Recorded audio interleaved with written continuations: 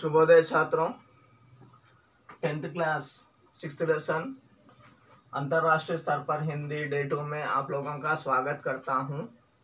अंतर्राष्ट्रीय स्तर पर हिंदी जो है किस प्रकार का पाठ है, किस विधा का पाठ है, ये जो है पत्र लेखन पाठ है। किस प्रकार का पाठ है? पत्र लेखन पाठ है। इस पत्र लेखन पाठ में हम लोगों ने कल देखा था कि पत्र लिखने वाला प्रेषक यानी पत्र लिखने वाला जो प्रेषक है वो जो है बशीर अहमद है। कौन है? बशीर अहमद पत्र लिख रहा है। किसके नाम लिख रहा है? अपने मित्र को लिख रहा है। मित्र का नाम क्या है? अभिनव कुमार। अभिनव कुमार को पत्र लिख रहा है। तो पहले अभिनव कुमार ने पत्र लिखा था कि वो जानना चाहता था कि हिंदी का महत्व क्या है, हमारे जीवन में क्या हिंदी का महत्व है या नहीं है, जानने के लिए पत्र लिखा था।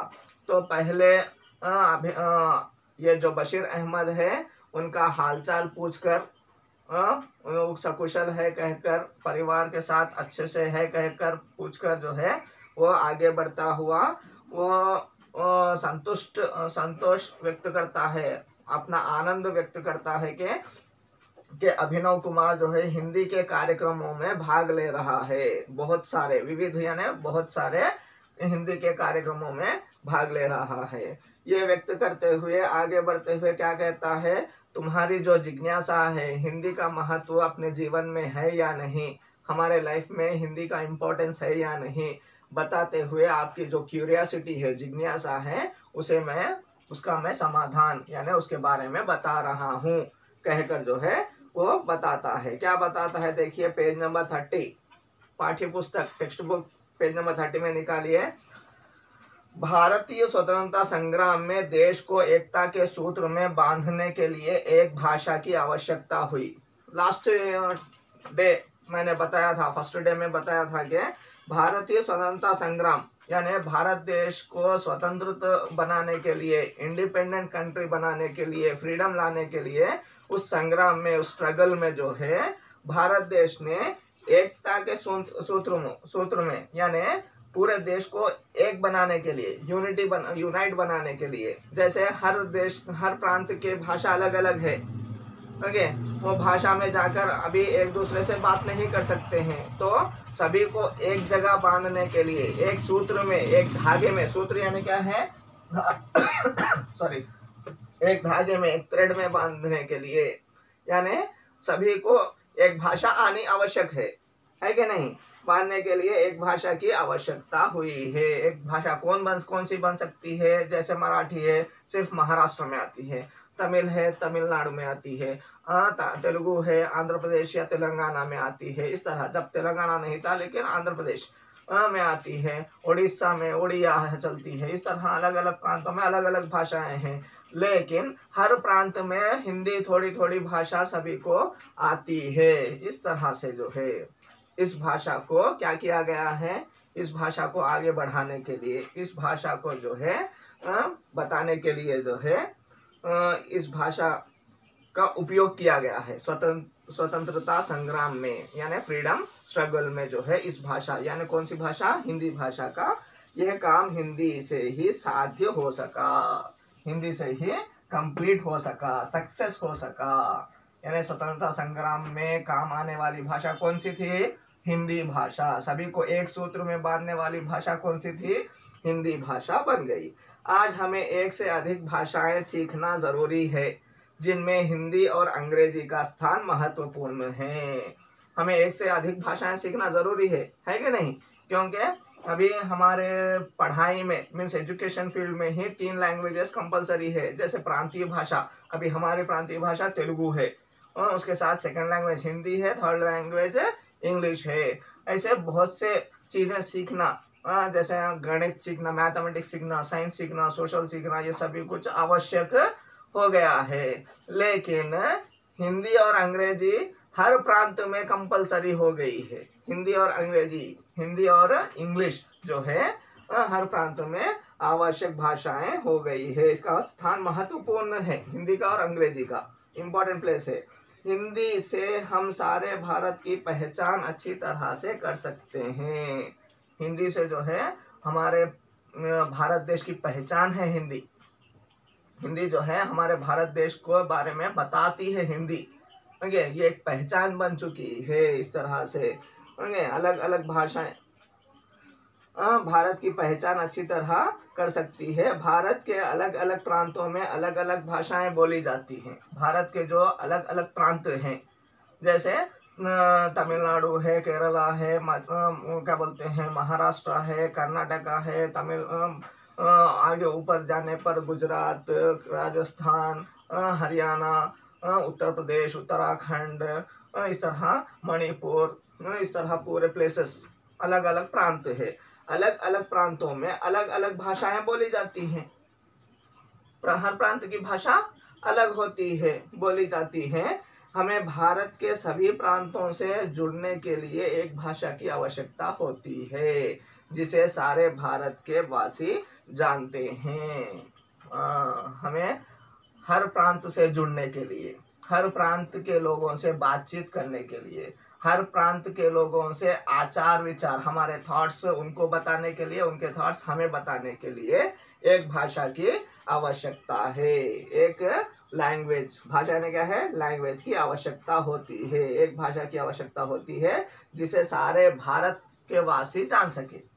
पूरे भारत के वासी जानना है उस तरह की भाषा कौन सी है, हिंदी है। वासी जानते हैं वैसी भाषा ही हिंदी है, जो सारे भारतीयों को एकता के सूत्र में बांधती है, जो पूरे भारत देश के लोगों को एकता, यूनिटी में बांध देती है, यूनिटी में ला देती है। इतने भाषाएं हैं लेकिन हिंदी भाषा को जानने वाले अधिक है। सर, हिंदी भाषा ही क्यों बोलने से ये बात आती है, क्योंकि सभी प्रांतों में हर एक भाषा इम्पोर्टेंट है, लेकिन हिंदी भाषा हर प्रांत में बोली जाती है, समझी जाती है, इसीलिए जो है हिंदी को चुना गया है। मानती है हिंदी अपने शाब्दिक अर्थ से भी भारतीय कहलाती है। अपने शाब्दिक अर्थ, हिंदी जो है अपने शब्द से भी, शाब्दिक अर्थ से भी, वर्ड से भी हिंदुस्तानी, हिंदी, हिंदुस्तानी, ओके, भारतीय देश की मानी जाती है। हिंदुस्तानी इस तरह से मानी जाती है, कहलाती है। इसलिए देश के वर्तमान और भविष्य को ध्यान में रखकर, ओके, भारत देश का जो वर्तमान है, भविष्य है, भविष्य में कैसे आगे बढ़ना है, ये सभी कुछ देखकर, इस सब कुछ चीज़ों को कंसंट्रेट कर कर जो है रखकर भारतीय संविधान ने अनुच्छेद 343 मीन्स 343(1) के तहत में जो है, संविधान में जो है, संविधान क्या है, कॉन्स्टिट्यूशन में हमारी जो रूल्स एंड रेगुलेशंस की किताब है, भारत देश के लॉ के किताब है, वो कॉन्स्टिट्यूशन की किताब है, उसमें 343(1) सेक्शन में जो है लिखा गया है कि हम लोगों को, कब लिखा गया है ये, 14 सितंबर 1949, 14 सितंबर 1949 को लिखा गया है कि हिंदी जो है राजभाषा है। क्या है, हमारी राजभाषा, यानी ऑफिशियल लैंग्वेज। जो भी पत्राचार होते हैं, जो भी एक प्रांत से दूसरे प्रांत के बीच में जो भी पत्र व्यवहार होते हैं, राइटिंग वर्क्स होते हैं, अंग्रेजी में इंटरनेशनल लैंग्वेज और हिंदी में नेशनल लैंग्वेज में होने चाहिए। यानी हमारी राजभाषा, हमारी जो ऑफिशियल लैंग्वेज है, गवर्निंग लैंग्वेज है, ओके, राजभाषा ने कहा है गवर्निंग और जो है ऑफिशियल लैंग्वेज। थोड़े लोग इसमें डिफिकल्ट होता है, राज्य मीन्स स्टेट, राज यानी गवर्निंग लैंग्वेज, ऑफिशियल लैंग्वेज, कभी भी याद रखिएगा। और राष्ट्रभाषा अलग है फिर से, यानी अलग, यानी भाषा हिंदी ही है, लेकिन राष्ट्रभाषा यानी क्या है, बोलचाल में आने वाली भाषा, ओके, व्यवहार में आने वाली भाषा, अपने आचार विचार, विचारों को व्यक्त करने वाली भाषा, राष्ट्रभाषा, ओके। लेकिन राजभाषा यानी क्या है, गवर्निंग या ऑफिशियल लैंग्वेज। राष्ट्रभाषा यानी क्या है, जो बोलचाल में आने वाली भाषा, ओके, वो राष्ट्रभाषा है। ओके, हमारी राष्ट्रभाषा हिंदी है और राजभाषा भी हिंदी है।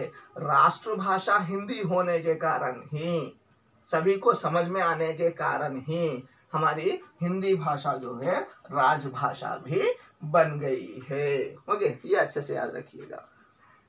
ये कब हुआ है कॉन्स्टिट्यूशन में, ये सभी कुछ कब हुआ है? ये जो है 14 सितंबर 1949 1949 14 सितंबर को हुआ है। ये राजभाषा के रूप में गौरवान्वित यानी रेस्पेक्टेबल प्लेस हॉनर प्राप्त किया है।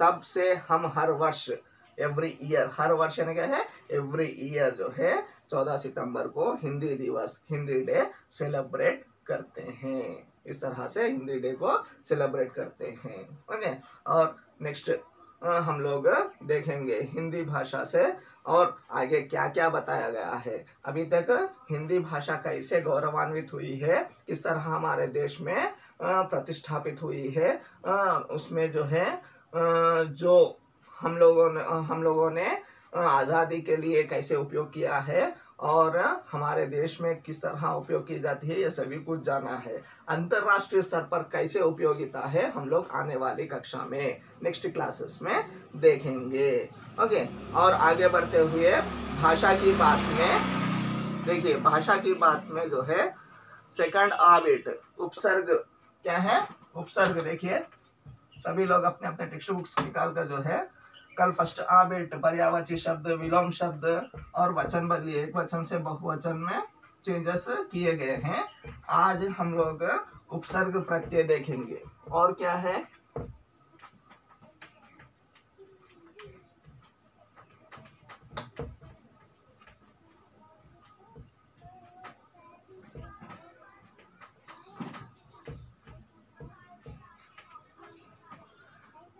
हाँ उपसर्ग। फर्स्ट वन उपसर्ग में क्या है, फर्स्ट शब्द क्या दिया गया है आप लोगों को, सकुशल। सेकंड आबिट नहीं, सेकंड आबिट में फर्स्ट वन सकुशल, उपसर्ग क्या है इसमें सा। उसके बाद सेकंड वन क्या दिया गया है, अनुक्रम, अनुक्रम में अनु, उपसर्ग क्या है अनु। थर्ड में अनुचित, अनुचित उचित यानी अन्न, ना को हलांत, हलांत हलांत यानी आधा अक्षर। ओके, नेक्स्ट क्या है सेकंड आप लोगों को प्रत्यय वार्षिक, वार्षिक में प्रत्यय क्या है इक। सेकंड वन क्या है खुशी, ई सेकंड ई। थर्ड वन क्या है भारतीय,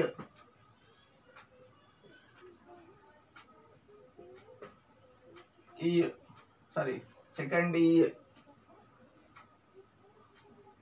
ओके, थर्ड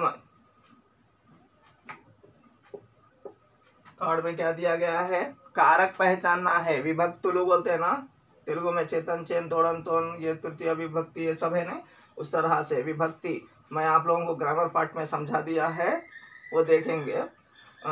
को कौन सा विभक्ति है के, और इसमें ही की भी आया है। ओके, और एक कौन सा है में, को जो है कौन सा विभक्ति कर्म कारक है, कर्म कारक। ये संबंध कारक, दो भी संबंध कारक। में कौन सा है, में जो है अधिकरण कारक, अधिकरण कारक। ओके, नेक्स्ट बिट में जाते हुए फर्स्ट ई बिट में देखिए, ये इसको स्क्रीनशॉट ले लीजिएगा, लेकर लिख लीजिएगा। और ई बिट में फर्स्ट लिंग बदलना है, लिंग पहचानना है। लिंग पहचानने के लिए हम लोग हर एक के लिए एक एक सेंटेंस मैं बोलता हूँ, लिख लीजिएगा। सलाह, मैंने सलाह दी, क्रिया क्या किया है, दिया आया है नहीं आया, दी आया है। मैंने सलाह दी, सेंटेंस लिख लीजिएगा। यानी दी, की, ये क्या है, स्त्रीलिंग में आते हैं। क्या आते हैं, यानी सलाह क्या हो गया, स्त्रीलिंग। सलाह को अंडरलाइन करके स्त्रीलिंग लिखिएगा। सरकार, सरकार लिखकर जो है, क्या तुमने सरकार की सुनी, सुनी यानी फिर से स्त्रीलिंग। ओके, सुना, सरकार का सुना नहीं आता है, सरकार की सुनी यानी सरकार की बात सुनी, इस तरह से। क्या तुमने सरकार की सुनी, ये क्या है, सरकार क्या है, स्त्रीलिंग है। नेक्स्ट, संस्कृति, भारत की संस्कृति बड़ी है, भारत की संस्कृति बहुत बड़ी है। ओके, है क्या नहीं, बहुत सालों से, बहुत प्राचीन है, ये भी स्त्रीलिंग है। संविधान, हमारे संविधान में लिखा है, सेंटेंस लिखो, हमारे संविधान में लिखा है। ओके, या कहीं अनुच्छेद है, ये पुल्लिंग है। समाधान, मेरे सवाल का समाधान दो, मेरे सवाल का समाधान दो, ये भी जो है पुल्लिंग है। ओके, नेक्स्ट बिट देखिए, एक शब्द में लिखिए, जो विश्व के सभी देशों से जुड़ी हो।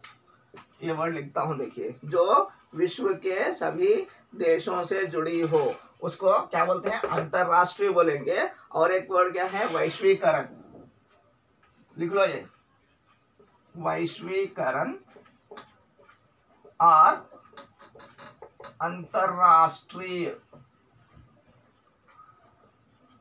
क्या है ये, अंतरराष्ट्रीय, सॉरी, अंतरराष्ट्रीय इधर है, और एक वर्ड। ओके, नेक्स्ट, अद्वितीय का अनेक शब्दों में लिखना है। ये अनेक शब्दों का एक शब्द में लिखे।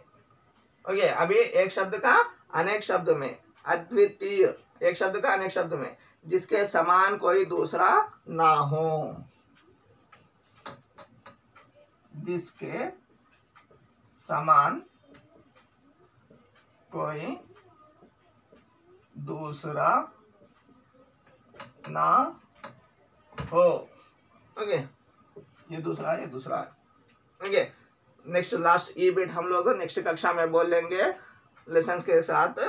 होमवर्क आप लोगों का ये बिट्स लिखना है, और जो है राष्ट्रीय एकता की दृष्टि से हिंदी महत्वपूर्ण भाषा है। राष्ट्रीय एकता की दृष्टि से कैसे, सभी में एक दूसरे से मेलजोल बढ़ाती है, इस तरह से।